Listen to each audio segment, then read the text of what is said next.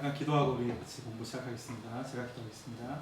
사랑의 하나님, 오늘 기독교 강의 우리가 함께 읽는 첫 시간인데 주님께서 저희들에게 지혜를 주셔서 하나님이 우리들에게 무엇을 말씀하시는지, 또 우리가 무엇을 알고 무엇을 깨닫고 무엇을 행해야 할지 우리가 알게 하시고 또 행할 수 있는 은혜를 허락하여 주시옵소서. 예수님의 이름으로 기도드립니다. 아멘. 기독교 강의 오늘 첫 시간 이제 시작을 하려고 하는데 제가 읽은 기독교 강요를 이야기하는 거고요. 그리고 이제 제 책에다가 이 크리스찬 다이제스트에서 나온 기독교 강요 초판 책이 있거든요. 교회에서 할 때는 항상 이거를 가지고 이제 여기다 원고를 덧붙여서 이야기를 했는데 이 책을 좀 같이 보시면은 훨씬 더 도움이 될 것 같습니다. 책을 시작하기 전에 우리가 이거 읽으면서 요거 완역본 읽으면서 어려움을 겪는 이유가 이제 몇 가지가 있는데 그 중에 한 가지가 16세기 사람들의 글쓰기 방법에 좀 익숙하지 않아서 그런 경우가 있거든요. 그 칼빈 같은 경우에는 간결하고 명료하게 글을 써야 된다, 또는 뭐 간결하고 그 유용하게 글을 써야 된다라고 이야기를 하면서 굉장히 자기 책을 간결하게 쓰긴 했지만, 그래도 이분이 16세기 사람이라서 여전히 우리가 이 사람의 책을 읽을 때는 우리가 생각하는 정도의 간결한 게 아니라 그냥 그 시대 사람들이 생각하는 수준의 간결함이라서 우리가 생각하는 간결함과는 많이 다릅니다.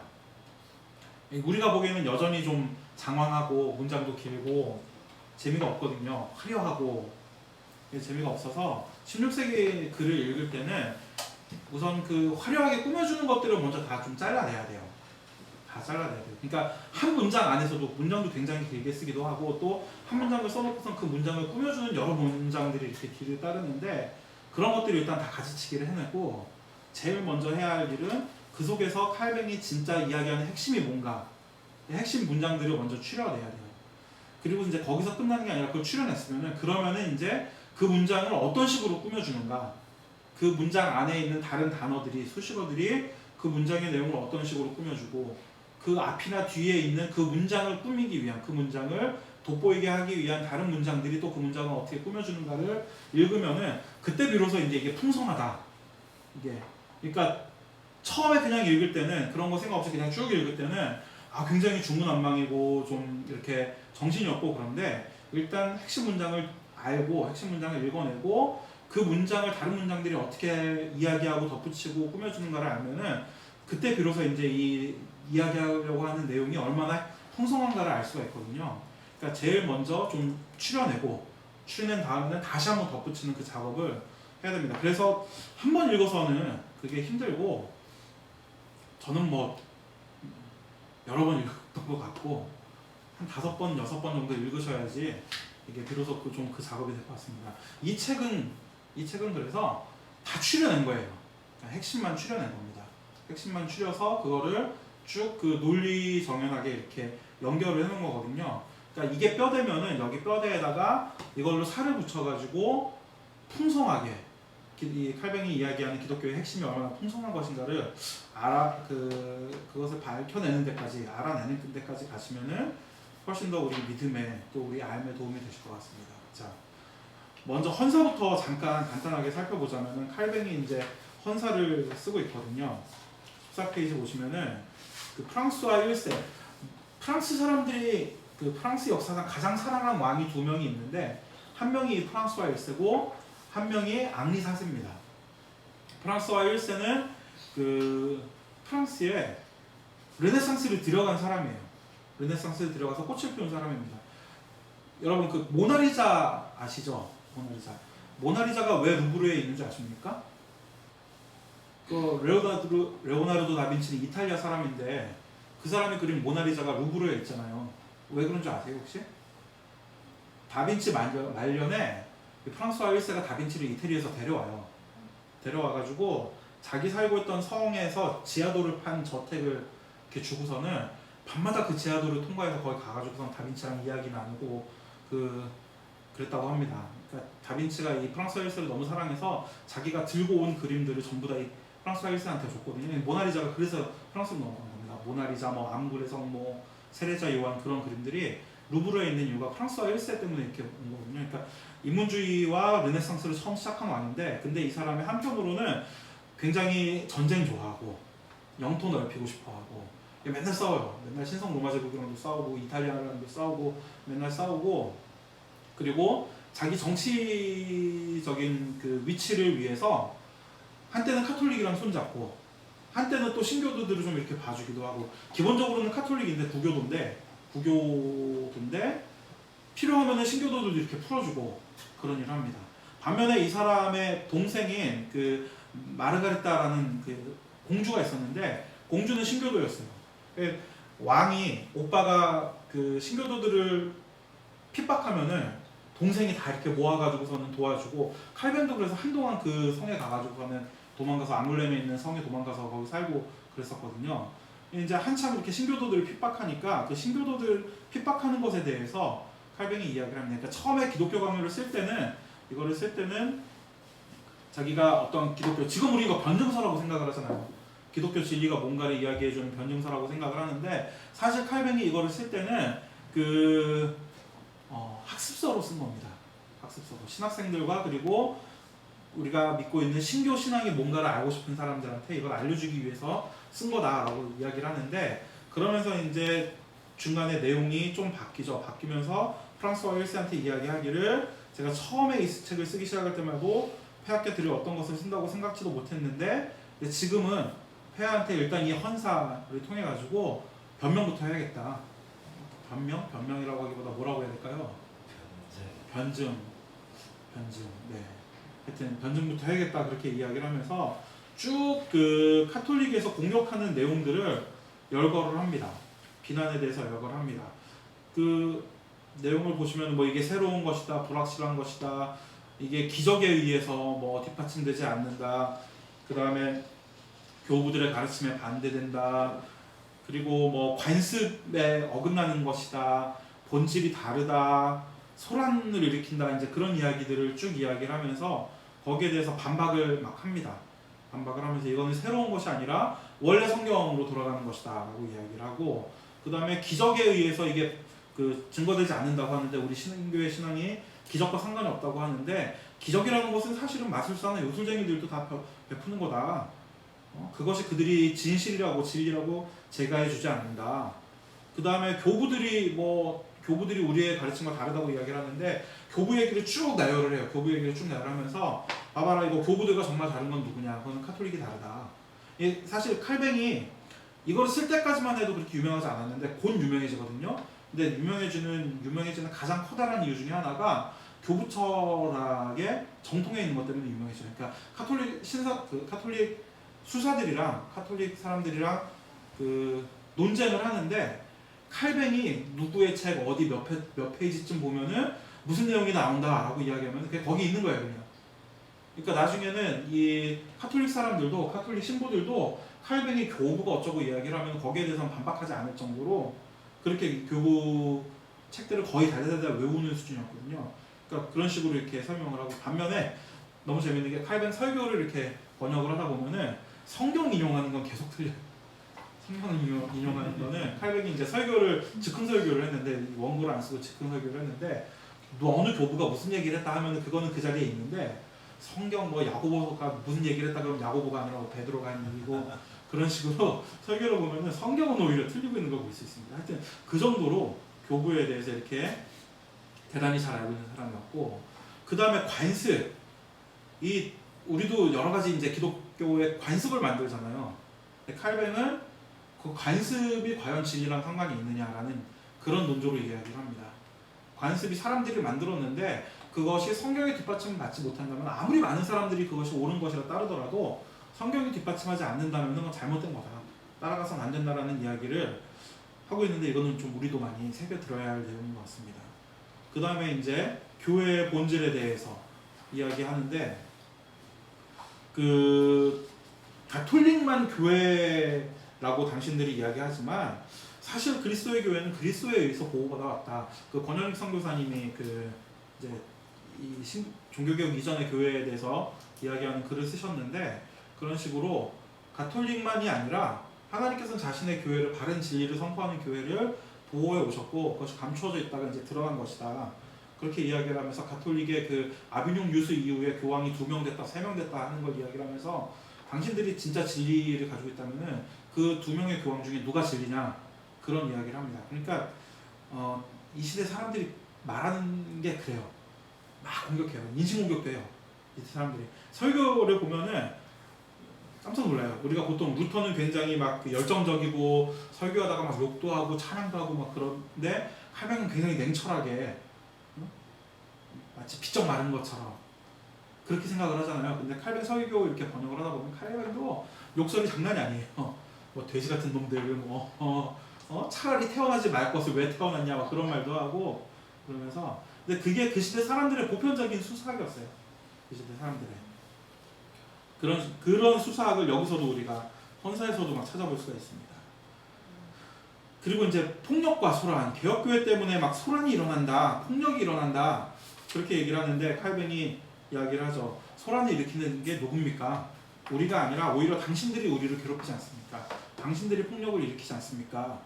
그러면서 이제 마지막으로 거짓 고소에 근거하여 행동하는 것을 조심하소서. 무죄한 자들은 하나님의 판단을 기다립니다. 라고 이야기하면서 헌사를 마치고 있습니다.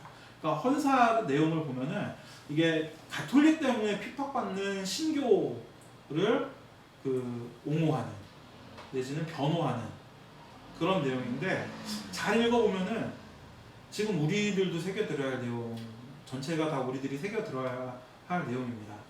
그러니까 가톨릭 때문에 우리가 지금 핍박받는다고 이야기할 수는 없지만 우리 안에서도 우리 종교개혁의 후예들인 우리 신교 안에서도 개신교 안에서도 또 이런 식으로 우리가 좀 많이 이렇게 나뉘는 것을 볼 수 있거든요. 그러면서 이것이 옳은 것이다 저것이 틀린 것이다 뭐 어떤 분들은 행위를 앞에 놔야 된다는 말씀을 하시는 분들도 있고 어떤 분들은 경험이 최고라는 말씀을 하시는 분들도 있고 그런데 그런 말씀들 앞에서 우리가 다시 한번 헌사 내용을 좀 살펴보면서 참된 교회가 어떤 것인가를 우리가 옹호해야 하는 또는 변호해야 하는 우리의 위치가 어떤 것인가에 대해서 좀 생각을 해봐야 될 것 같습니다. 자, 이렇게 헌사를 마치고 율법, 1장 율법으로 이제 들어가게 됩니다. 여기 들어가기 전에 제가 조금 전에도 이렇게 말씀드렸는데 저는 기독교 강요뿐만 아니라 제가 처음 이 개혁주의를 접하게 된 게 저는 되게 웃기게 학교에서 배워서 접한 게 아니라 상조타락 부속 책을 보다가 개혁주의를 접하게 됐거든요. 상조타락 부속 이후에 소유리문답 읽고 그 다음에 웨스트민스터 신앙고백상 배우리문답 같은 거 읽으면서 이제 개혁주의를 접하게 됐는데 그리고 이제 물론 기독교 강요를 읽고 근데 저는 거기서 제가 제일 이제 아까 권사님은 교회론 말씀을 하셨잖아요. 근데 저는 거기서 창조론을 굉장히 많이 이렇게 생각하게 됐어요. 창조론. 그러니까 교회 또는 믿음, 우리의 믿음의 근거가 어디 있어야 되느냐? 믿음의 근거는 세상을 창조하신 하나님이 계시다는 것에서 시작한다는 겁니다. 세상을 창조하신 하나님이 계시다. 그리고 세상 모든 만물은 나와 함께 더불어서 피조물이다. 라는 게 제가 느낀 개혁주의의 시작이었어요. 기초였어요. 그게. 그러니까 창조하신 하나님이 계시고 하나님이 창조한 피조물인 내가 있는데 그 거리를 아는 게 굉장히 중요하다는 겁니다. 창조하신 하나님과 나와의 거리. 얼마라고 생각하세요? 창조주 하나님과 나와의 거리. 네? 함께 하신다. 보통 이제 교회에서 집사님도 권사님들이랑 공부하면 그 얘기를 하시거든요. 가깝다. 되게 가깝다. 근데 성경에서 이야기하는 창조주 하나님과 나와의 거리는 가깝지 않아요. 그 거리는 무한대예요. 왜냐하면 하나님은 창조주시고 나는 피조물이기 때문에 피조물인 우리가 하나님을 아는 것도 불가능하고 하나님께 가까이 가는 것도 불가능하다는 게 성경의 가르침입니다. 신구약을 막론하고 그리고 거기서부터 우리의 믿음이 시작하는 겁니다. 세상을 창조할 하나님이 계시는데 그 창조하신 하나님의 피조물인 내가 피조물인 인간이 하나님의 저항에서 반기를 들었다. 그러니까 하나님과 우리와의 거리가 무한대니까 우리가 그 하나님의 반대에서 죄를 지으면 그 죄의 크기도 무한대인 거고 그리고 그 무한대의 죄 때문에 우리가 경험해야 할 형벌도 무한대인 거고 여기까지 동의가 되십니까? 송 목사님 어떻게 생각하세요? 좀 점검을 제가 항상 받고 싶은데 당연하게 그렇게 우리가 생각하는 거지. 네. 소홀자이신 네. 분이니까 우리의 이지와 판단 그 너머에 계신 분은 당연한 거죠. 네. 근데 여기까지 이야기하면은 이제 이게 그 소요리분답에서 예수 그리스도에 대해서 이야기하기 이전까지 인간의 상태, 죄와 비참함의 상태에 대해서 이야기를 하는 거거든요. 그러니까 그만큼 비참한, 영원한 형벌이 기다리고 있는 그만큼 비참한 존재들인데, 근데 그런 영원한 형벌을 대신 지시기 위해서 예수님께서 오시고 우리의 그 영원한 형벌, 무한대의 형벌을 예수님께서 대신 갚아주셨기 때문에 예수님의 사랑의 크기도, 예수님의 은혜의 크기도 무한대인 거예요. 그러니까 하나님과 나와의 거리와 내가 그 하나님을 향하여 지은 그 죄의 크기를 우리가 실감하지 못하면, 깨닫지 못하면은 거꾸로 한 발자국 더 나가면은 하나님께서 우리를 얼마나 사랑하시는지, 하나님께서 우리들에게 베푸신 은혜의 크기가 얼마나 되는지도 우리가 정확하게 인지할 수가 없는 거예요. 그냥 예수님이 나를 위해 죽으셨지, 그 정도 수준이 아니라 우리는 무한한 죄를 지었는데 그 무한한 죄를 덮어주시기 위해서 무한한 은혜를 베푸셨다는 게 성경에서 우리들을 사랑하신 하나님의 사랑의 이야기거든요. 그러니까 이거를 생각하지 않고 그냥 단순히 하나님과 나가 가깝다. 그러니까 제가 권사님, 특히 권사님들이랑 이거 공부를 하다 보면 처음에 되게 기분 나빠하세요. 하나님과 우리와의 거리가 무한대다. 아니 하나님 나와 함께 계시고 내 안에 계시고 나를 사랑하시는데 어떻게 하나님과 내가 그렇게 멀 수 있냐, 그렇게 말씀을 하시는데, 끝까지 이야기를 듣고 나면은 한 10분 중에 2분 정도는 이제 눈물을 흘리시더라고요. 지금까지 자기가 알았던 게 잘못이었다라고 말씀을 하시면서, 그러니까 우리가 하나님이 얼마나 우리를 사랑하신다라는 것을 그냥 하나님 우리를 많이 사랑하십니다 수준이 아니라 하나님의 사랑의 크기가 무한하다는 것을 하나님의 창조주라는 사실을 통해서 깨달을 수가 있다는 겁니다. 자, 여기까지 일단 전제로 이야기를 하고 율법에 대해서 이야기를 시작하자면은, 칼뱅은 항상 이 기독교 강요를, 그리고 칼뱅의 모든 저서가 결국에는 마찬가지로 이 이야기를 합니다. 두 가지 지식이 있다. 두 가지 지식이 있고, 한 가지는 하나님에 대한 지식과 한 가지는 인간에 대한 지식이다 라고 이야기를 합니다. 아까 권사님이랑도 잠깐 얘기했지만 지식이라고 하면은 조금 거리껴지잖아요. 사실 지금 현대 한국교회는 굉장히 지식보다는 어떤 감정, 한편으로는 감정, 한편으로는 경험을 중요하게 생각을 하는데, 근데 전통적으로 교회는 칼뱅 이후에, 물론 루터도 마찬가지고 개혁된 교회는 항상 지식을 이야기했습니다. 지식. 물론 그 지식이 뭐 1 더하기 1은 2 또는 뭐 알파벳 외우고 그런 지식의 수준을 넘어서는 지식이긴 하지만, 하여튼 먼저는 그 지식이 있어야 되는 거예요. 그러니까 알미 있어야 되는 거예요. 그런 어떤 그 물리적인 알미 있어야 되는 겁니다. 거기에 대해서 칼뱅은 이제 하나님에 대해서 먼저 이야기를 하는데, 지혜와 선함과 의로우심과 자비와 진실과 풍성한 생명을 무한히 가지셨다. 그리고 그보다 제가 보기에 더 중요한 거는, 이러한 덕목은 이 세상 어디에서 발견된다 하더라도 모두 하나님께로부터 나온 것이다. 그러니까 하나님께는 온갖 좋은 것들이 있는데 그 좋은 것들이 세상에서도 발견될 수 있거든요. 인간 안에서도 발견될 수 있거든요. 그런데 이 세상의 그 좋은 것들을 독자적으로 그냥 자기가 스스로 자기의 노력으로 취득한 것이 아니라, 우리에게도 어떤 이런 덕목이 있잖아요. 지혜, 선함, 의로움, 자비, 진실, 생명, 이런 게 우리에게도 있잖아요. 이걸 우리가 어떤 우리의 노력에 의해서 내가 착해져야지 해가지고 착해지고, 내가 거짓말하지 말아야지 거짓말 해가지고서는 진실되게 되는 게 아니라, 이런 모든 덕목은 내 안에서 나온 것이 아니라 하나님으로부터 왔다는 것을 우리가 알아야 된다는 게 첫 번째 칼뱅의 가르침입니다. 이게 굉장히 중요하거든요. 이게 어쩌면은 같은 개신교 안에 있으면서도 다른 그 전통들과 구별되는 가장 커다란 구별점이 이 점이 아닌가 생각을 해요. 물론 여러 가지 많은 것들이 있겠지만, 그 이외에도 여러 가지 많은 것들이 있겠지만, 칼뱅이 제일 처음에 이야기하는, 제시하는 이 부분에서 이미 좀 다른 길을 걷고 있는 게 아닌가 하는 생각을 하거든요. 그러니까 우리에게 뭐 어떤 선한 것이 있다 그러면 우리 것이 아니라는 거예요. 하나님의 것이지. 우리에게 어떤 덕이 있다, 우리 것이 아니라 하나님의 것이라는 겁니다. 우리는 그것을 하나님으로부터 나누어 받았다. 그러니까 하나님부터 잘라내가지고 우리한테 주신 게 아니라 하나님으로부터 이렇게 뻗쳐나와서 우리 안에도 들어와 있다라고 말하는 게 맞는 것 같네요. 네, 하여튼 그런 그 선함을 하나님께서는 가지고 계십니다. 그리고 우리는 이것이 확실하다는 믿음을 가져야 합니다. 그러니까 여러분들이 우리가 이렇게 살아가면서 가끔 나 정도면은 착해 생각할 때가 있잖아요. 나 정도면 그나마 괜찮아 생각할 때가 있잖아요. 근데 그 나 정도면 그나마 괜찮은 그것이 내게 아니라는 걸 좀 염두에 두고 우리가 살아야 되지 않을까 생각을 합니다. 이 세상의 모든 것은 다 그분의 영광을 위해 창조되었습니다. 그러니까 하나님이 세상을 창조하신 거, 하나님이 우리를 만드신 거 다 그분의 영광을 위해서 창조되었다.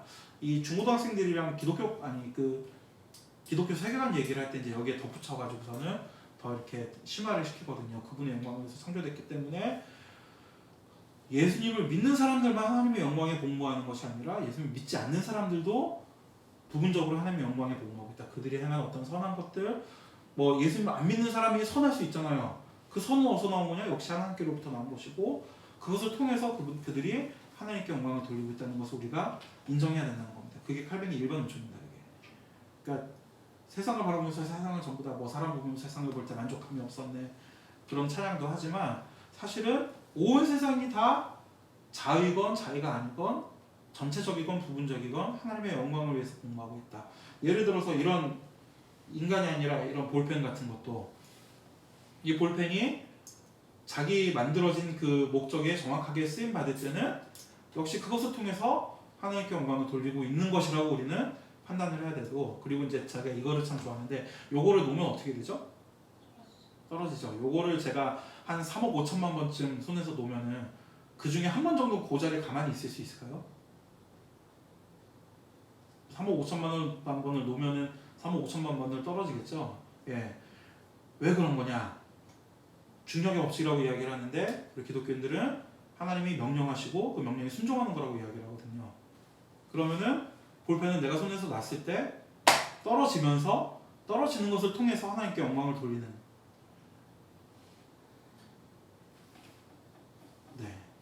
이 부분은 좀 이것도 이제 계속해서 발전해서 이야기를 할 테니까 일단 여기까지만 얘기하고 넘어가겠습니다.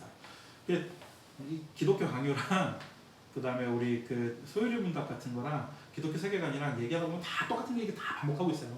서로 특히 이제 그 기독교 세계관 얘기하면서 요거 굉장히 많이 이야기하는데 처음에 특히 권사님들이랑 많이 싸워요.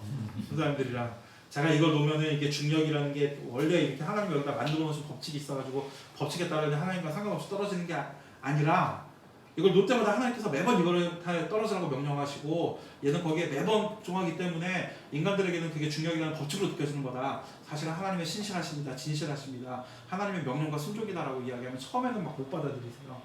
못 받아들이시는데 성경이 그걸 이야기하고 있습니다. 그리고 얘는 그렇게 함으로써 하나님께 영광 돌리는 겁니다. 그 하나님께서 떨어지라고 명령하신 그 순간에 그 명령을 생각해보고 판단하고 기뻐할지 즐거워할지 판단하지 않고 그 즉시 떨어지는 것을 통해 하나님께 영광을 돌리는 겁니다. 자, 인간은 어떻냐? 인간 얘기하기 전에 다시 하나님은 또 의로운 재판장이셔서 그분을 따르지 않고 배반하고 그분을 떠난 자들을 심판하실 것입니다. 그럼에도 그분은 또한 자비로우신 분이시기 때문에 그분에게로 피해서 도움을 청하는 모든 사람들을 받아주십니다. 어떤 사람이라도 그분께 은혜를 구하고 도움을 요청한다면 그분은 기꺼이 그를 도와주시고 구원하시기를 기뻐하십니다. 하나님은 은혜의 하나님이시다. 근데 이렇게 우리가 어떤 사람이라도 그분께 은혜를 구하고 도움을 요청하기 위해서는 그 이전에 역시 먼저 하나님의 은혜가 필요하다는 것을 이야기하면서 넘어가겠습니다. 인간을 아는 지식. 방금 전에 제가 이거 놓으면 얘는 떨어진다. 아무 생각 없이 아무 그 멈칫거리거나 판단이나 그런 거 없이 떨어진다라고 말씀드렸는데 그럼 인간은 어떨까요? 인간은 생각하죠. 명령 앞에서 하나님의 말씀 앞에서 생각합니다. 생각하고 또 그것을 기뻐할지 즐거워할지 즐거워할지는 같은 말이죠. 기뻐할지 슬퍼할지 화를 낼지 즐거워할지 생각을 합니다.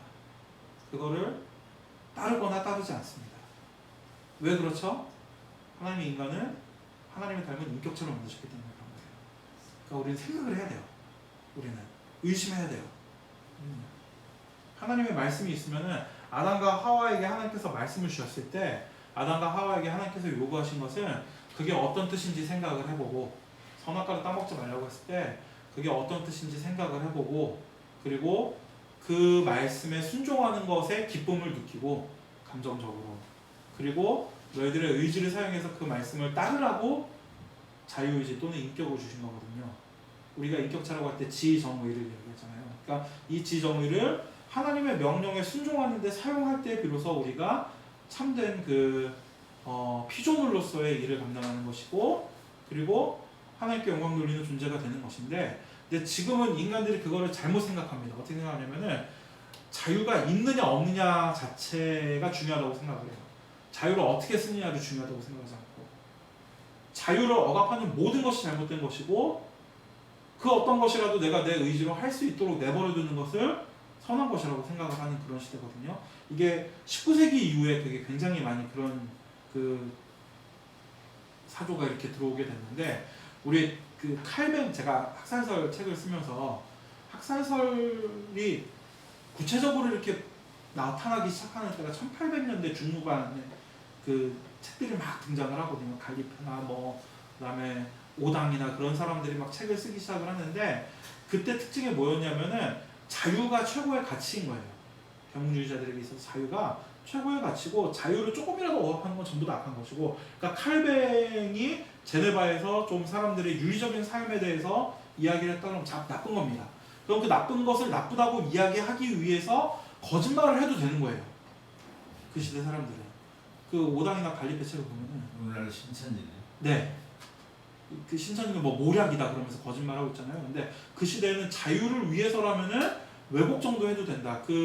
웨스민스터 총회 이렇게 그려놓은 그림, 황희상 작가님이 이렇게 가끔 올리는 그림 있잖아요. 그거 보면은 이쪽에서 이제 필립 나이가 일어서가지고 이러고서는 얼굴에 밝은 빛을 비추면서 이렇게 얘기를 하고 있잖아요. 그게 다 같은 시대 같은 의미거든요. 그러니까 자유를 옹호하면 옳은 것이고, 자유를 옹호하기 위해서는 거짓말도 왜곡도 가능하다. 갈리페가 칼뱅이 58명을 죽였다.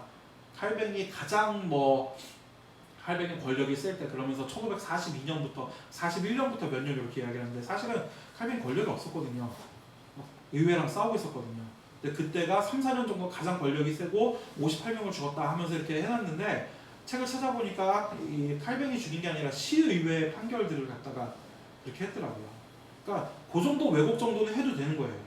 그 정도 왜곡 정도는. 그게 지금 우리가 받아들인, 우리가 갖고 있는 자유에 대한 개념입니다. 그러니까 자유를 어떻게 쓰느냐가 중요한 게 아니라 자유가 있느냐 없느냐가 중요한 거거든요. 근데 이제 칼뱅은 인간을 아는 지식에서 거기에 대해서 극렬하게 반박을 하고 있습니다. 그 시대에는, 칼뱅 시대에는 그런 얘기가 안 나왔음에도 불구하고 이미 시작을 합니다. 22페이지 보시면은 우리 자신에 대한 지식을 가져야 합니다. 그 지식은 먼저 우리의 조상인 아담이 하나님의 형상으로 지음받았다는 사실로부터 시작합니다. 하나님의 형상, 그리고 지음받았다라는 게 중요하죠. 하나님의 형상, 지음받았다. 이 시대에는 하나님의 형상으로 지음받았다는 거는 너무 더 이상 덧붙여서 이야기할 필요가 없이 모든 사람들에게 명확한 사실이었기 때문에 지음받았다는 것에 대해서는 더 이야기를 하지 않는데, 이제 우리 시대에는 거기에 대해서도 제가 지금까지 쭉 길게 얘기한 내용이 그겁니다. 지음받았다. 굉장히 중요하고, 그리고 하나님의 형상이라는 겁니다. 하나님의 형상이라는 의미는 에베소서 4장 24절 말씀처럼 지식과 의와 거룩이다. 거룩이 어떤 의미인지는 다 알고 계시죠? 네, 거룩, 구별되어 있다. 하나님은 거룩하신데, 하나님은 이렇게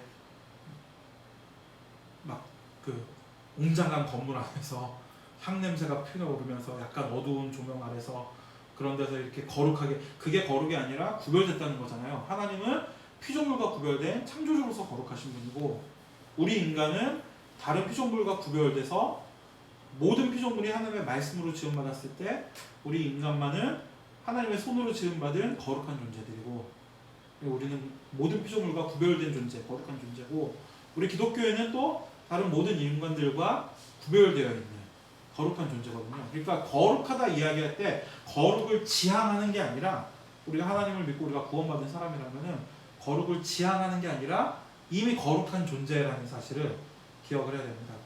고등학교 아이들이랑 공부하면서 이 얘기를 가끔 하거든요. 거룩하기 위해서, 거룩해지려고 노력하기 위해서 사는 게 아니라 거룩하니까 거룩한 사람답게 살기 위해 노력하라는 얘기를 하거든요. 이게 이제 이 시대 칼뱅은 더 할 필요가 없었으나 우리들은 들어야 되는 이야기죠. 거룩한 존재로 우리를 창조하셨습니다. 그러나 아담이 타락했을 때 하나님의 형상은 완전히 취소되고 지워졌습니다. 지식과 의와 거룩함과 그 밖에 온갖 선한 것들은 하나님 안에 거할 때만 유지될 수 있었기에 아담에게는 무지와 죄와 무능, 죽음, 그리고 심판 외에는 아무것도 남지 않았습니다. 그리고 이런 악덕들은 그의 자손인 우리에게도 전하셨습니다. 그 얘기가 창세기 4장에 쭉 나오지 않습니까?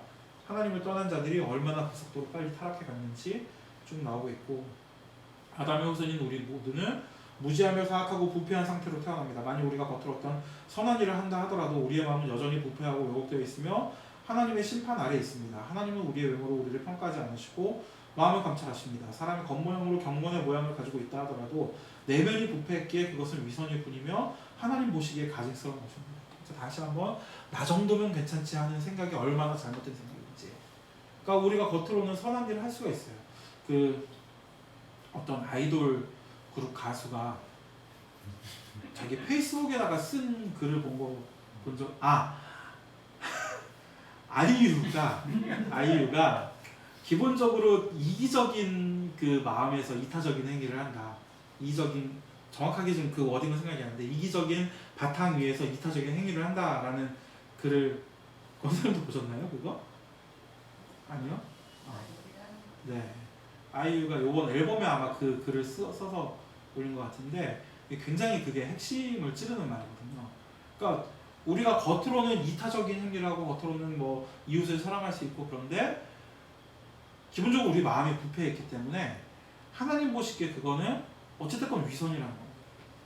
우리 속마음이 착하다고 생각하는 내가 정말로 착한 마음에서 내가 정말로 나의 이기적인 그 의도는 요만큼도 없이 완벽하게 이타적인 마음으로 이타적인 행위를 한다라고 이야기할 수 있는 사람은 제가 보기에는 없을 것 같고, 혹시 있다 하더라도 여전히 그 마음은 하나님을 떠나서, 그러니까 기본적으로 창조주 하나님을 떠나서 부패해 있기 때문에 완전히 이타적인 마음이라 할지라도 그 마음은 여전히 부패해 있고, 그렇기 때문에 사람들 앞에서는 그것이 선한 것으로 옳은 것으로 받아들여질 수 있을지 몰라도 하나님 앞에서는 그런 식으로 받아들여질 수 없다는 사실을 우리가 기억을 해야 됩니다. 그러니까 우리의 상태는 어떤 상태예요? 완전히 부패해 있는, 완벽하게 부패해 있는, 겉으로 어떤 일을 한다 하더라도, 우리 손으로 어떤 일을 한다 하더라도 우리의 상태는 완벽하게 부패해 있기 때문에 우리가 하는 모든 선한 행위는 기본적으로 위선이고 하나님이 보시기에는 기본적으로 가증한 것이다 라는 게 기본적으로 모든 인간들의 상태라는 겁니다. 한 명의 예외도 없이. 이걸 이제 많은 분들이 이렇게 생각을 안 하고, 심지어는 교회를 다니고 교회에서 오래 생활을 하시고 활동하시는 분들조차도 인간의 상태를 이렇게 보질 않고 어떤 중립적인 상태로 보는 경우가 굉장히 많아요.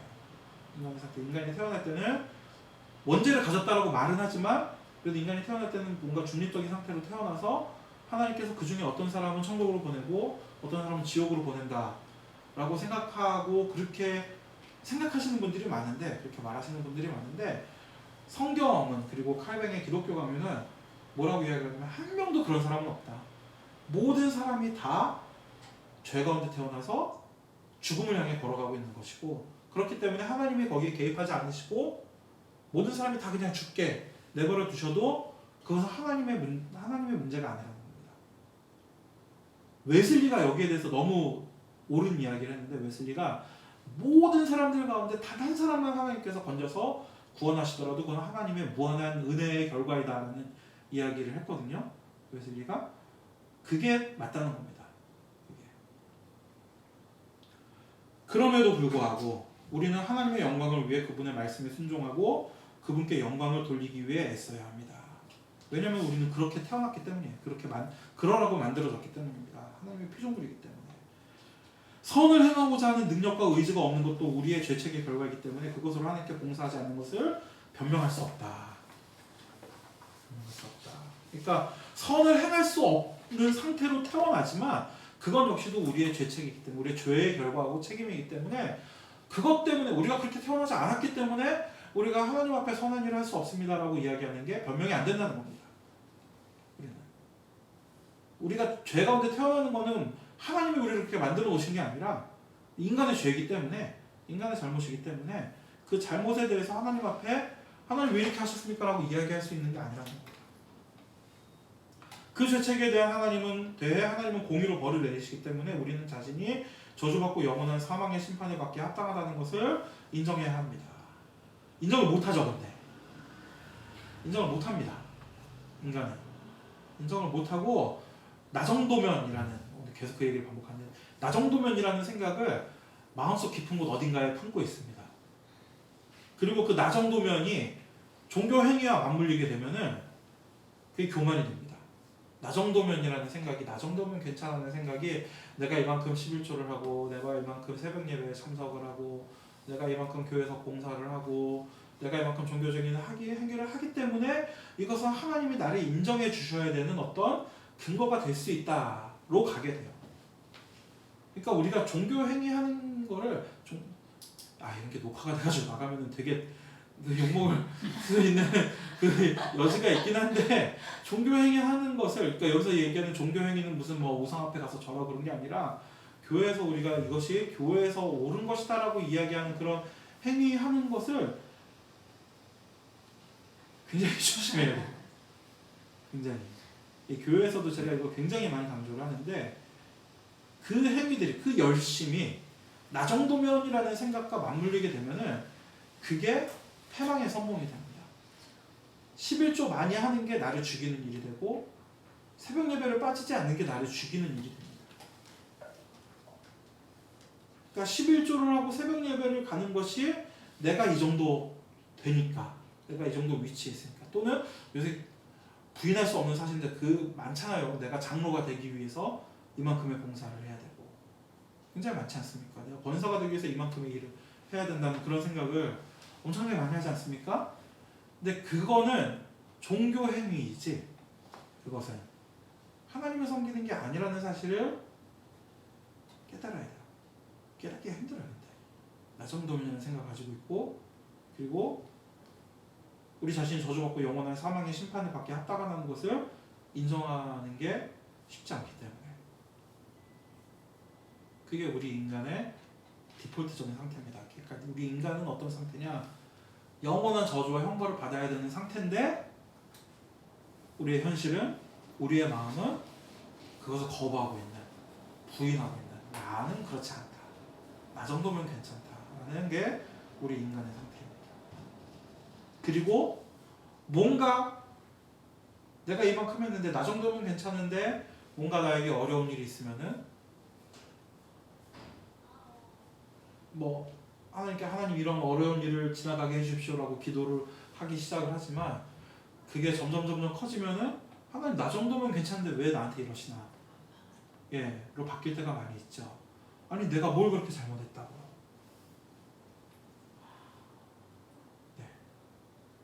이 부분에 대해서는 앞으로도 또 계속, 이게 여기까지가 끝이 아니거든요. 계속 이 부분에 대해서는 좀 얘기를 할 테니까 여기까지만 얘기하고 넘어가겠습니다. 자, 그런 인간들에게 하나님께서는 율법을 주셨습니다. 모든 인간을 하나님의 진노의 자녀라고 부르시고, 의와 생명과 능력은 모두 하나님 안에만 있기 때문에 죄로 인해서 단절된 인간들 안에서는 그런 것들을 전혀 찾아볼 수 없다. 인간 안에서는 불행과 연약함, 사악함, 죽음, 그 외에 온갖 나쁜 것들 한마디로 지옥만이 남아있을 뿐이다. 그리고 하나님은 인간의 이런 상태를 알리시기 위해서 우리들에게 율법을 주셨는데, 먼저는 우리 마음속에 새겨놓으신 도덕 또는 양심으로 나타났다. 그러니까 우리가 양심의 소리에 귀를 기울여야 돼요. 뭔가를 하려고 할 때 우리 마음속에 괜히 꺼리는 그런 마음이 있다면은 안 하는 게 맞는 겁니다. 1차적으로 그게 하나님께서 우리 마음에 새겨주신 거라는 사실을 기억을 해야 됩니다. 그러나 인간은 자기 사랑에 눈멀어서, 자신이 얼마나 악한지를 제대로 알려고 하지 않고 자신의 비참함을 볼 수도 고백할 수도 없습니다. 이게 창세기 4장의 갑자기 이름 생각이 안 나네. 누구의 노래죠?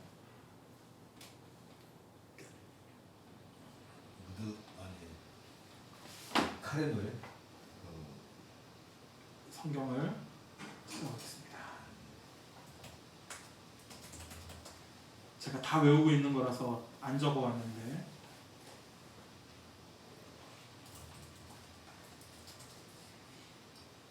창세기 4장 말에 가면 라멕이 노래를 부르죠. 23절 24절에서 나의 상처로 말미암아 내가 사람을 죽였고 나의 상함으로 말미암아 소년을 죽였도다.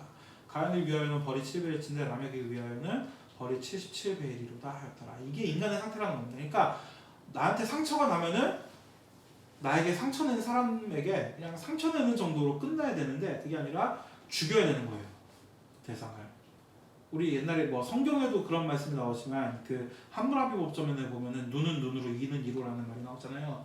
그게 굉장히 시대를 앞서가는 법이었는데 왜 그러냐면은 내 눈이 뽑히면은 상대방 가족을 몰살시켜야 되는 건데 그러질 않고 상대방 한 명의 눈만 뽑는 정도로 끝내라 라는 것을 법으로 규정했기 때문에 그게 잔인한 법이 아니라 굉장히 시대를 앞서가는 법이었거든요. 그게. 근데 인간의 상태는 어떻습니까? 내가 어디가 다쳤으면은 상대방도 똑같은 사람 한 사람 다치게 하는 정도로 끝나는 게 아니라 라멕의 말을 보니까 사람을 죽였고 상처로 말미암아 상함으로 말미암아 소년을 죽였다. 그러면서 뭐라고 이야기합니까? 가인을 위해서는 하나님이 가인을 해야 하는 사람에게 벌을 7배를 준다고 했는데 이제 나를 위해서는 벌이 77배다. 이제는 이게 인간의 상태. 나를 너무 사랑하는 거예요. 나를 너무 사랑하기 때문에 내가 얼마나 악한지를 보려고 하질 않아요.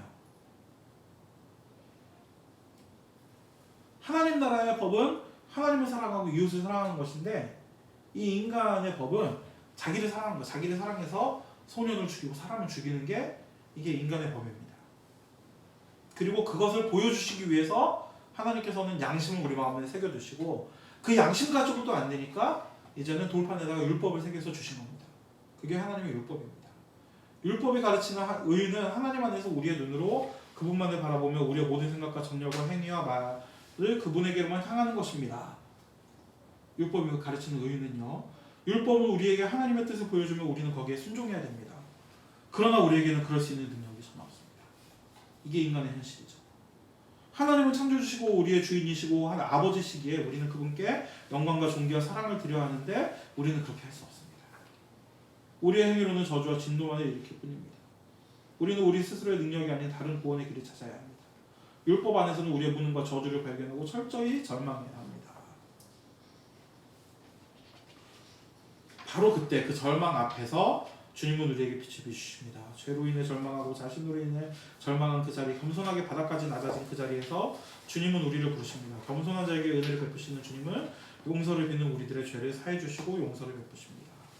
그러니까 율법 앞에서 철저하게 내가 얼마나 죄인인가, 내가 얼마나 하나님을 떠나 있는가, 내가 얼마나 절망적인가를 깨닫고 쓰러지는 사람에게만 그리스도께서 은혜의 빛을 비추시는 겁니다. 근데 이게 굉장히 중요한 말씀이거든요. 이게. 그러니까 우리는 구원받는 것을 내가 죄인이기 때문에 구원받는다고 말은 하지만 사실 현대 한국교회 많은 교인들이 그렇게 생각하지 않아요. 그러니까 내가 얼마나 철저하게 죄인인가를 깨닫고 그 죄 때문에 애통할 때 그때 주님께서 우리를 구원해 주시는 그 구원의 은혜를 맛보는 게 아니라 그냥 내가 좀 이 정도 사는데 거기다가 구원이라는 것은 또는 믿음이라는 것은 그거를 좀 더 풍성하게 만들어주는 어떤 것 정도로 생각을 합니다. 2005년인가 6년인가 아마 한국일보일 거예요. 한국일보에서 2006년인가 봅니다. 2005년 그 인구주택 총조사 한 것 중에서 한 그 내용 중에서 종교인구 이렇게 변동하는 거를 가지고 분석 기사를 한 번 냈거든요. 그러면서 그때 이제 개신교 인구가 좀 낮아지고 카톨릭이 많아졌는데 이거 분석을 해보면 개신교에서 카톨릭으로 이동한 거다. 그리고 실제로 이렇게 이동한 사람들 몇 명을 찾아가서 그 인터뷰를 했는데 왜 개신교를 버리고 카톨릭으로 갔습니까? 라고 물어보니까 그 사람들이 하는 얘기가 여기가 좀 더 고상하고 그리고 수준 높고 개신교는 맨날 시끄럽고 여기는 좀 조용하고 좀 이렇게 격조 있는 것 같아서 이쪽으로 옮기게 됐다라고 대답을 많이 했더라고요. 그래가지고 그 기사의 결론적으로 더 이상 21세기의 종교는 그 생명에 관한 것이 아니라 삶과 죽음에 관한 것이 아니라 이 인생을 자신의 인생을 좀 더 풍요롭게 꾸며주는 액세서리 같은 것이 되었다라고 그 기사의 결론을 낸 걸 제가 봤거든요. 근데 그게 벌써 한 5년, 4, 5년 전이니까 지금은 얼마나 더 그쪽으로 갔겠습니까? 지금은. 그러니까 지금은 더 이상 내가 죄인이기 때문에 처절하게 막 깨지고 낮아진 상태에서 율법 앞에서 그렇게 낮아진 나 자신을 발견해서 절망해서 그리스도를 찾는 것이 아니라 교회를 가는 것이 뭔가 좀 액세서리처럼 또 많은 사람들에게는 거기서만 인맥을 쌓고 그런 것을 위해서 이제 교회를 다니기 시작을 했다는 겁니다. 그러니까 지금 칼뱅이 이야기하는 그 처절하게 낮아진 자리에서 그리스도를 만난다는 그 얘기가 더 이상 우리들에게는 그렇게 막 뼈저리게 와닿지 않는 얘기처럼 그렇게 돼버렸거든요. 어느 정도는 제가 그 교회가 타락하는 이유가 여기 있지 않나 그렇게 생각을 합니다. 더 이상 교회에서 죄에 대해서 선포하지 않고 당신들의 상태가 여러분의 상태가 이런 정말 비참한 상태다라는 이야기를 더 이상 하기를 좀 꺼려하죠. 많은 교회들이. 그리고 그 대신에 그냥 예수를 믿으면은 뭐 건강해지고 돈 벌고 영혼이 잘 된다, 집에가 범사에 잘 되고 강건한다 막 그러면서 구체적으로 지금 녹화 중이기 때문에 어떤 교회인지 얘기는 하지 않겠지만 그런 얘기를 하면서 이렇게 성경에서 이야기하는 인간의 상태에 대해서 이야기하지 않고 그냥 좀 괜찮은 존재로 희망이 있는 존재로 그리기 시작하는 게 교회의 큰 문제가 아닐까 그렇게 생각을 합니다. 그러니까 칼뱅이 살던 이 시대에도 비슷했던 것 같아요. 이 시대도 사람들이 교회는 물론 이제 거기는 기독교 국가이기 때문에 모든 사람들이 교회를 가고 그런 데도 안 가는 사람들도 있었어요. 이렇게 주일에 돌아다니면서 집집마다 돌아다니면서 교회 가야 되는 시간에 안 가고 있는 사람들한테 벌금 매기고 그런 기사들 있는 거 보면은 안 가는 사람들도 있긴 있었겠지만 하여튼 기독교 국가임에도 불구하고 그 사람들에게 있어서 교회는 그냥 관습적으로 해오던 어떤 것이지 관습적으로 우리 아버지가 그렇게 했고 할아버지가 그렇게 했고 증조 할아버지가 그렇게 했기 때문에 나도 그렇게 하고 내 자녀도 그렇게 해야 되는 어떤 관습적인 것이지 이게 정말로 우리의 생명과 관련된 일이라고 그렇게 생각하지는 않은 사람들이 많은 것 같고 칼뱅은 거기에 대해서 이제 다시 한번 너네들이 죽었다. 그리고 그리스도께서 하신 일은 너네들을 살리신 거다라는 것을 다시 강조를 한 겁니다. 자, 율법과 그리스도 26페이지. 시간이 조금 넘어가도 되죠? 네. 26페이지. 그리스도를 통해서만 이 은혜, 용서의 은혜를 받을 수 있습니다. 우리는 그분을 통해서만 거듭나고 마귀의 권세가 사슬에서 해방되며 하나님의 자녀로 일관되어 모든 선한 일을 위해 거룩하게 됩니다. 쭉쭉쭉 넘어가서 맨 마지막 줄에 그 은사들을 통해 우리는 부패한 우리 본성이 일으키는 모든 것에 대해서는 죽어가고 새로운 생명과 의를 위해 살아가게 됩니다. 그리스도께서 우리들에게 하늘의 각종 좋은 은사들을 가지고 오셔서 우리에게 주셨는데 그것을 통해서 우리들에게 어떤 일이 일어나는가 우리가 모든 그 죄에 대해서는 죽어가고 새로운 생명과 의를 위해 살아가게 된다. 하나님은 그리스도 안에서 이런 은사들을 우리에게 주시는데 만약 우리가 확실한 믿음으로 그 은사들을 붙잡고 우리의 것으로 받아들인다면 이는 우리의 것입니다. 것이 됩니다.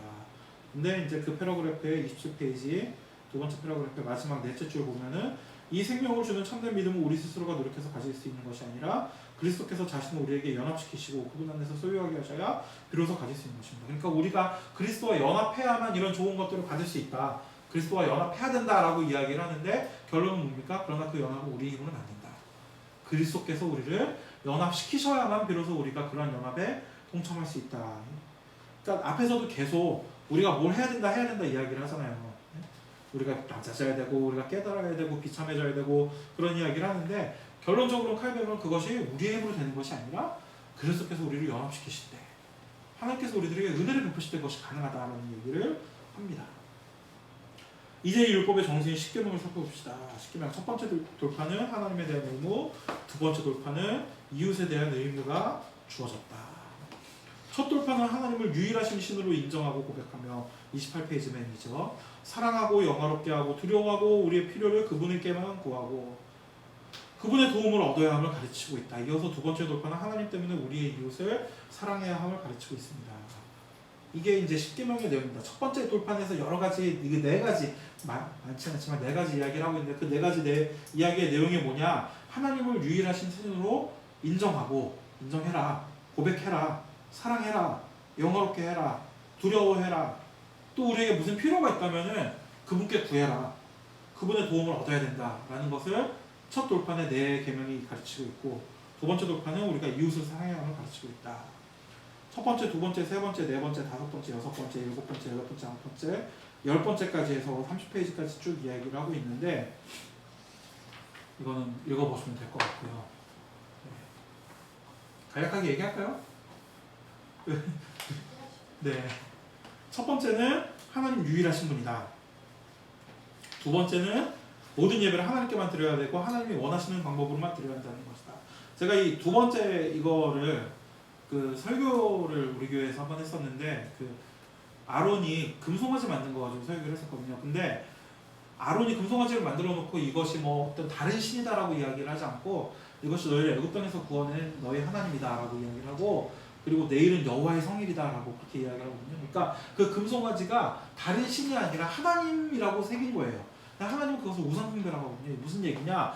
우리가 뭐 불교에 가서 불상에다 절하고 뭐 그런 것만 우상숭배가 아니라 우리가 뭔가 어떤 것을 이것이 하나님의 뜻이다라고 이야기하면서 내가 원하는 어떤 것을 거기다 갖다 놓으면 그것도 우상숭배라는 겁니다.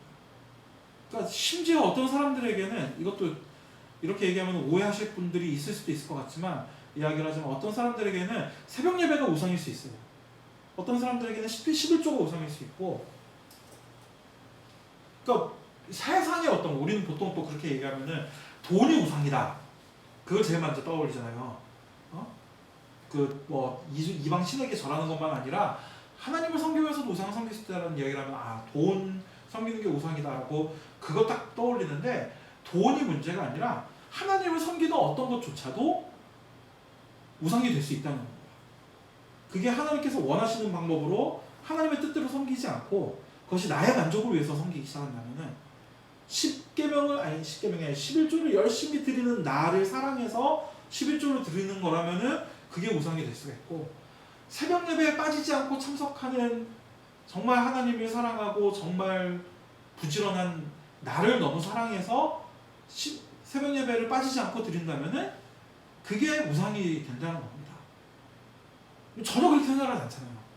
하나님을 사랑하기 때문에 11조를 드리고 하나님을 사랑하기 때문에 새벽 예배를 드린다고 생각을 하지만 그 한꺼풀을 까서 그 안에 들어가서 정말로 그렇게 하는 것이 하나님을 사랑하는 것인가 아니면 하나님을 이렇게 열심히 사랑하는 나를 사랑하는 것인가에 대해서 끝없이 우리가 질문을 던지고 반성을 해야 돼요. 이거는 연애할 때도 마찬가지지 않습니까? 연애할 때도 이 사람을 사랑해서 너무 사랑해서 이 사람을 너무 사랑하는 것보다 어떨 때는 그렇게 한 사람을 너무 열정적으로 사랑하는 내 자신에게 취하는 경우가 있거든요. 그런 경험 없으셨습니까? 송 목사님은 없으셨다고 단호하게 고개를 저으시는데 저는 좀 그런 경우가 있었던 것 같아요. 저는 이 사람에게 너무 헌신적이니까 잠깐 끄면 안 돼요. 이거 좀 편집 좀 해주세요. 이 부분은 여기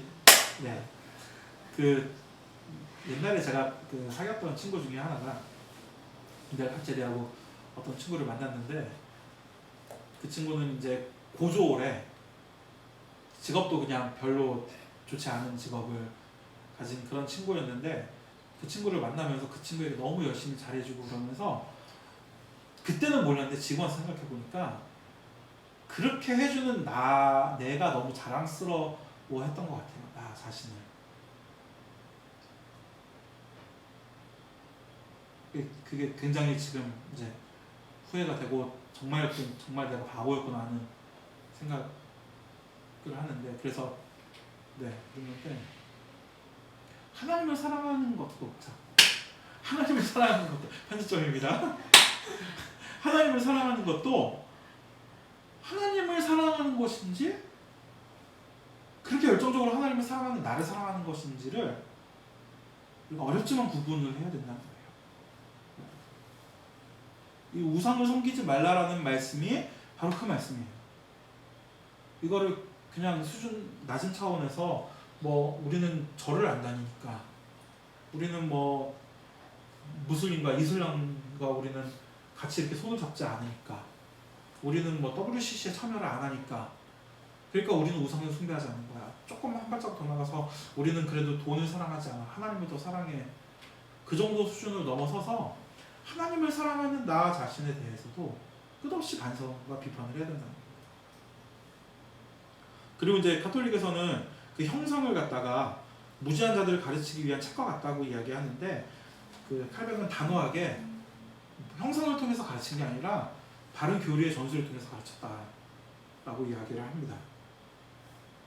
세 번째 계명은 뭐 욕되지 말게 하라. 네 번째 계명은 그 주일을 안식일을 거룩하게 지켜라 이야기를 하는데 그 여기서도 특별한 게 그 심지어는 사람들 심지어 가축들까지도 안식을 누리도록 해야 된다 그러면서 이 계명은 하나님 앞에서 모든 사람이 평등하다는 사실을 또 깨우쳐주고 있다라고 이렇게 얘기합니다. 그러니까 주일날 안식하는 것이 단순히 그냥 그 하나님을 사랑하기 때문에뿐만 아니라 그 나와 함께 다른 모든 존재들이 다 같이 안식하면서 나와 다른 모든 존재들이 다 평등하게 하나님 앞에 피조물을 하는 사실을 되새겨야 한다는 점에서 칼뱅이 이야기를 하고 있습니다. 다섯 번째 계명 부모님을 노엽게 하지 말고 순종해라. 여섯 번째 계명 단순히 죽이지만 않아서 되는 것이 아니라 원수의 생명이 위험에 처했는데도 모른 척한다면 여섯 번째 계명을 어기는 것이다. 일곱 번째 계명 순결하고 자제심 있게 행동하라. 여덟 번째 계명 합법적인 방법으로 부를 축적하고 우리가 가진 소유물로 남들의 가난을 덜어주기 위해 써야 된다. 아홉 번째 계명 거짓된 비난을 하지 말라. 자, 교회에서 이 얘기하면서 무슨 얘기하냐면은 모여서 다른 사람 뒷얘기하지 말라고 그 얘기를 합니다.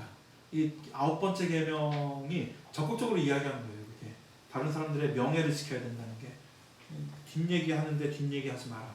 할 얘기가 있으면 앞에다 하고 만약에 앞에다 하는데도 그것이 사랑의 의도가 아니면 그냥 참아라 라고 이야기를 하는데 이게 아홉 번째 계명 그 얘기를 하고 있습니다. 열 번째 계명은 탐심을 금하고 만족하라.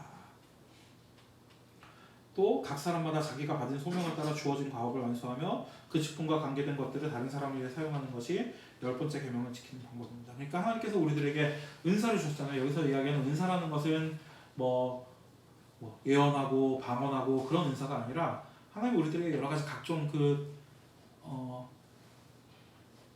뭐라고 해야 되죠? 특징이라고 할 수도 있고 달란트라고도 할 수 있고 우리가 뭔가를 잘할 수 있는 것들 있잖아요. 그럼 뭐라고 합니까? 그런 거 단어가 자꾸 생각이 안 나죠. 그냥 말 그대로 탤런트를 주신 네. 거예요. 재능을 주신 거예요. 네, 재능 이거 주셨잖아요. 그 재능을 다른 사람을 위해서 사용해야 된다라는 이야기를 하는 것이 열 번째 계명의 핵심이라는 겁니다. 네, 31페이지 넘어가서 계명은 두 번째 패러그래프에 계명은 겉으로 드러나는 행위만으로 지키는 것이 아니라 생각과 감정들 또 말로도 하나님의 법을 지켜야 합니다.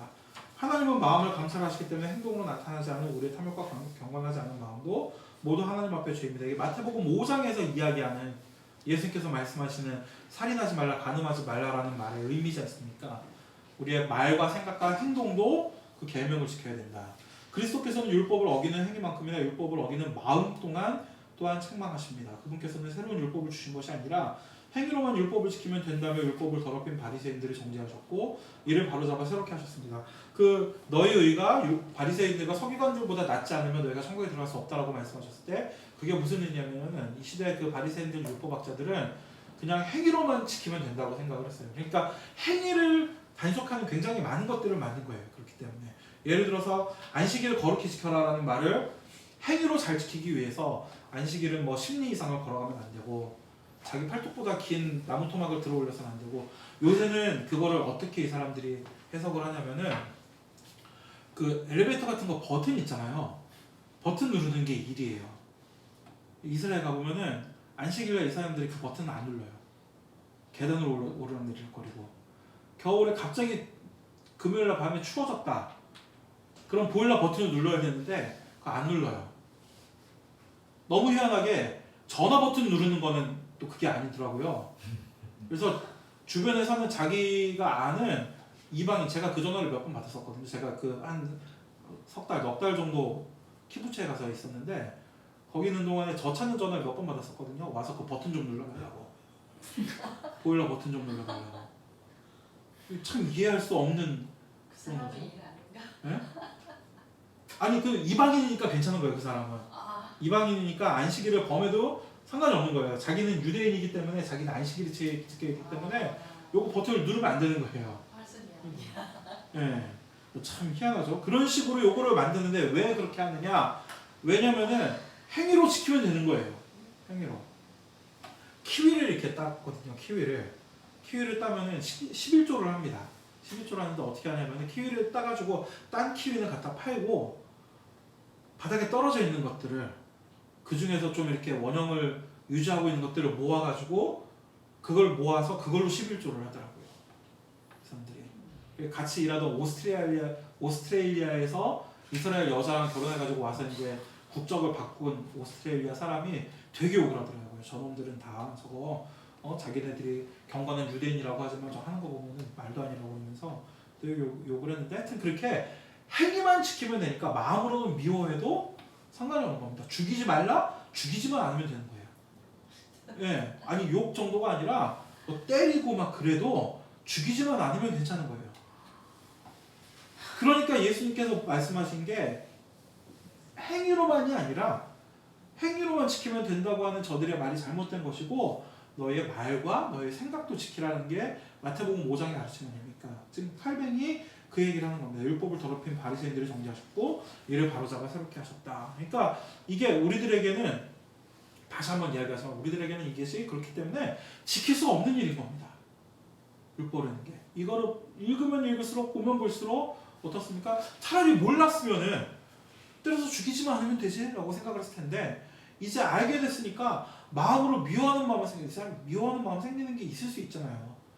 미워하는 분이 아무도 안 계십니까? 혹시? 나 미워해. 그 우리에게는 누군가 이렇게 불쑥불쑥 미워하는 마음이 찾아올 수 있는데 우리가 살아가면서 인간이기 때문에 그 미워하는 마음이 있는 것으로도 이미 우리는 살인한 자인 율법을 어긴 자라는 얘기입니다. 그렇기 때문에 율법 앞에서 우리는 절망할 수밖에 없는 겁니다. 다시 한번. 거기다가 하나님을 대적하는 31페이지 마지막에 뒤에 보면은 하나님을 대적하는 자들은 율법을 명령으로 여기지 않고 지켜도 되고 지키지 않아도 되는 자유로운 권고사항으로 바꾸는 것입니다. 이게 이제 구교 얘기하는 거예요. 카톨릭에서. 네? 끊을까요? 네, 알겠습니다. 여기까지만 얘기하고. 네. 네.